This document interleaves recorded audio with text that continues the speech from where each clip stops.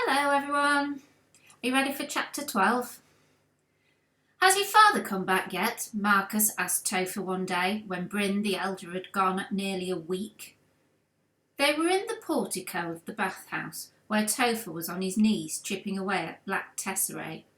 No, he replied, wishing he could say more. He was trying to learn the language of the Romans, but couldn't speak it well enough to explain how he was feeling, that he was worried about his father, afraid of his brother and disturbed by what had happened outside. He didn't know why his father had gone, but thought it had something to do with the new road the Romans were building. It went past the bathhouse. All morning he'd been listening to the sound of shovels and of Roman overseers ordering the Artabartan road gang to work faster. Whenever he looked up, he'd seen the bowed backs of men who had been free a year ago. Marcus left the portico suddenly as his father, an older, plumper version of himself, came through from the changing room. Cassius picked up one of the stones and held it a moment between thumb and finger. Topher waited. Good. He put the stone down. But now I need white ones and... Now he frowned at Topher. You'd better step into the plunge bath before you cut any. Shower first in the frigidarium. He laughed as Topher got to his feet in a cloud of black dust. You Brits like the cold, don't you? Quick about it now and get a haircut, he yelled after him. The shower was between two plunge baths, and as he took off his dusty tunic, Topher decided to skip the cold bath. He wasn't as fond of bathing as the Romans. These leaf fall days were nippy. There was no one else around, thank the gods. The ladies he'd heard earlier splashing and shrieking had gone, and so he had the bathhouse slaves. He kept a lookout for Marcus, though. Sneaking up and pushing Topher in the bath would be his idea of a joke. But Marcus didn't appear till Topher was out of the shower, trying to pull his tunic over his dripping hair, wishing he could have it short like the Romans, and imagining his brother Bryn's reaction if he did. Topher, dirty beast! Marcus was in the doorway, pointing to Topher's filthy tunic. You can't wear that to cut white tesserae. My father would go mad. I haven't got another one. Wait here, said Marcus, and dry yourself while you're waiting. He threw Topher a cotton drying cloth and ran off. Seconds later he returned with permission from Cassius to take Topher home and fetch a clean tunic. We can buy something to eat on the way from the Thermopolium, the hot food shop, he explained as they set off for the craft quarter. Will we see your catter? The catter was a wonderful animal, which sometimes came to the baths with Marcus. For some reason, Topher longed to see this animal again. Probably, though she sometimes goes away without telling us. Come on, let's run. Topher didn't need persuading. He could already smell roast beef and baking bread. Running along the raised pavement, they passed a temple with a statue of Mithras slaying a bull, and soon reached the shops. In the Thermopolium, meat turned on a spit. In the next shop, bread was piled high. Marcus ordered the bread from one and sheep meat on sticks from the other. Thermopolium, hot food shop, Pistrina, bakers. Topher practiced reading the shop signs as Marcus flipped a shiny coin.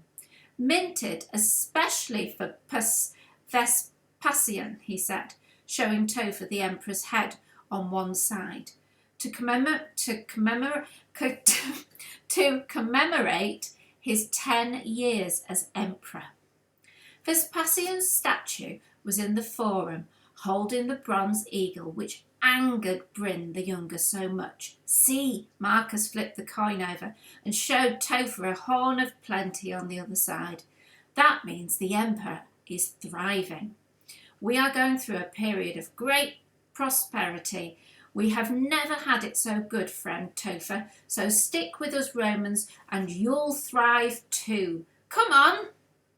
Handing the coin to the baker, he set off again at a run, and the bread and meat were still warm when they got to the house cum workshop. Topher had never been in a Roman house before.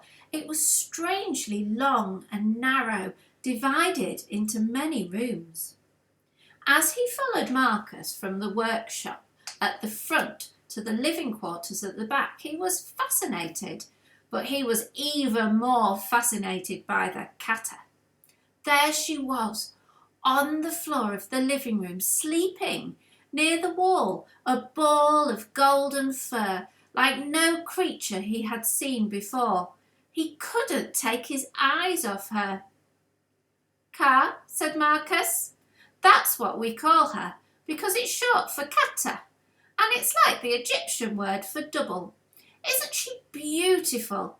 She resembles Bastet, the Egyptian cat goddess." He pointed out the key-like figure on her forehead and said it was an Egyptian good-luck sign, the sign of life itself, in fact. Hearing her name or smelling the meat, Car stirred and stretched. Then she stood up, sticking her long tail in the air. "Look!" Marcus stroked her head, and she rubbed her cheek against his brown hand, but she gazed at Topher with round, shining eyes. "She sleeps there because it's the warmest spot, where the hypercaust comes through. You know about our heating system, don't you? We have it in the bathhouse too. Car loves it." The floor beneath Topher's bare feet was comfortingly warm, and he suddenly stepped back when the cat growled. Marcus laughed. "She's purring, not growling," he said. "It's a sign of contentment. She must like you. Stroke her if you like." Tentatively, Topher stroked the cat's head, and the sound grew louder. He felt the sound beneath his fingers. "By Jove, she likes you," Marcus said, leaving the room. She certainly seemed to. She was rubbing against his bare legs now, sending shivers of delight through him. He'd never felt fur so soft before. Marcus called out, "Come and eat. I'm in the atrium."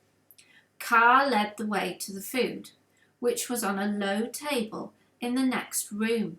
Above them the sun shone through a square hole in the ceiling. "The house slave must have skived off," said Marcus, as Topher watched Car lapping water from the pool beneath the hole. "She's so beautiful," Topher said. "Pulcherissima," said Marcus. "Very beautiful." She turned to look at Topher with round amber eyes. He held out a piece of meat, and she came towards him. "Where did you get her?" She was eating the meat now from his fingers daintily with small white teeth. "In Pompeii, where we lived. We have another one in our house there. At home we have many cats to guard our grain from rats. Car followed us into the harbour and came aboard the ship with us. By the time we noticed, Pater said it was too late to take her home." Pater? That meant father.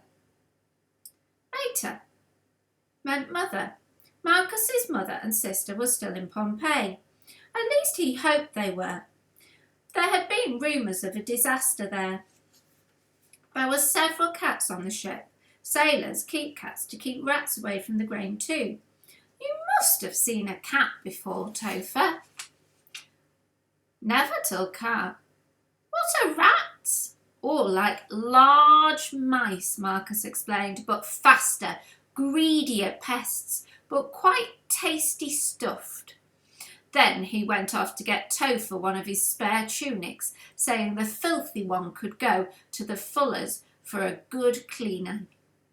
Topher was watching a brilliant blue dragonfly hovering over the pool when Car started to lick his fingers with a surprisingly rough tongue. Looking down, he saw her eyes change colour as cloud moved over the sun in the sky above. They changed shape too, he noticed. One moment round, the next a silver, then round again like the moon, he thought. No wonder the Egyptians worshipped cats. Perhaps they worshipped the moon goddess too, like his tribe. Marcus returned with a neatly pressed tunic, not too different from the one he'd taken off. It was brown. Hoping Bryn wouldn't notice the difference, Topher put it on.